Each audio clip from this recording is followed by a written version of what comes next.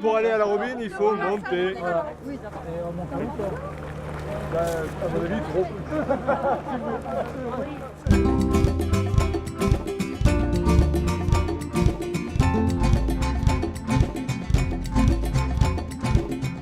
La route de Barle, en fait, puisque c'est comme ça qu'on l'appelle, commence à Digne, s'arrête au pont de Verdache, quand elle rejoint en fait l'ancienne nationale qui est toujours une départementale.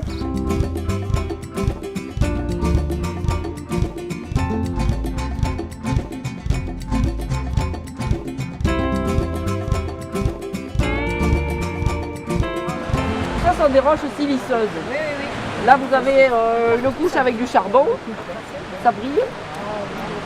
Et vous avez en dessous une roche qui est un petit peu silteuse, donc des degrés très très faibles avec des argiles. Et tout ça c'est siliceux. Ce qu'il y a au-dessus, des graines de sable, ce qui a cimenté les petits grains de sable, tout ça c'est de la silice, de la silice et de la silice. Donc c'est un environnement tout à fait particulier et qui permet L'installation d'une végétation différente. En fait, quand les glaciers se sont avancés au Quaternaire, ils sont descendus du nord vers le sud. Et ils ont chassé devant eux la végétation qui ne supportait pas le froid.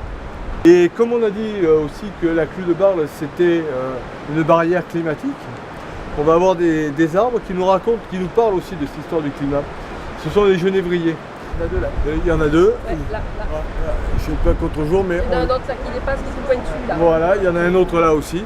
Ce sont des arbres qui vivent très longtemps.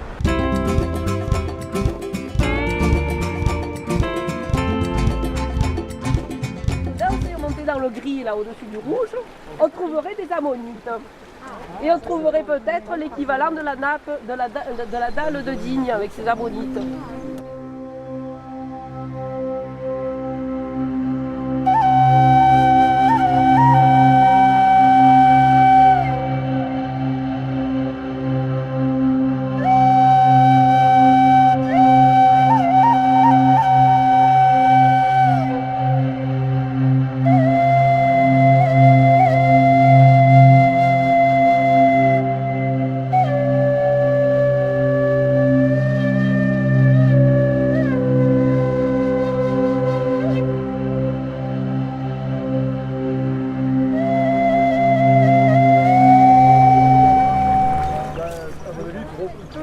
On a le jeune qui est sous le plus vieux. C'est à l'envers. Donc ici on fait beaucoup de gymnastique. Donc on avait la clue de Barle calcaire. On s'est arrêté à l'autre clue avec Fonchaude. C'était toujours le même calcaire. Et là on retrouve ce calcaire. Il est toujours là au milieu. Alors, vous avez ici la couche calcaire. Vous la plissez plusieurs fois. Et l'érosion a décapité ces têtes de plis. Et ici, non seulement on a un pli arrondi qui était comme ça, vertical, ça a basculé, et là on a une couche à l'envers qui est à l'envers, et au-dessus qui est à l'endroit. Et en dessous, on a 25 millions d'années, on a l'espèce de petite bouffigue qui est à 145, au-dessus on est à 215, et après jusqu'en haut on arrive à 190.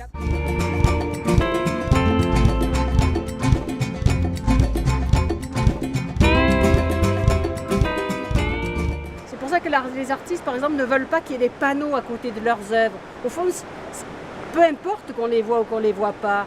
Parce que quand on rentre dans les clues de Barle, on est tellement aspiré par la majesté, par la puissance du site, qu'au fond, l'artiste ne se met pas en compétiteur avec le site naturel.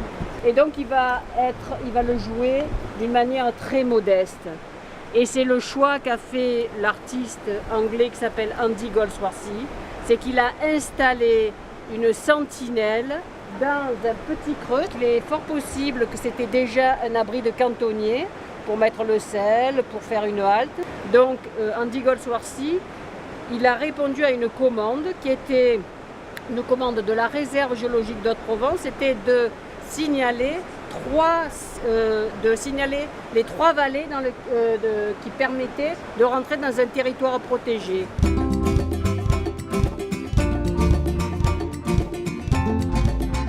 Le rapport des Barlatans avec la géologie, on va la trouver aussi dans la façon, et c'est valable pour eux comme pour les autres habitants de la vallée et de bien d'autres endroits, dans les matériaux qu'ils ont utilisés, la façon dont ils ont construit leur maison.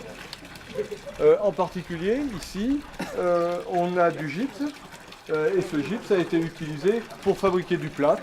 Et dans tous les villages, de façon traditionnelle, qui avaient du gypse, eh bien, il y avait des cuissons de plâtre artisanales régulièrement en fonction des besoins des gens. C'est ce qui a contribué à donner au patrimoine bâti son cachet particulier.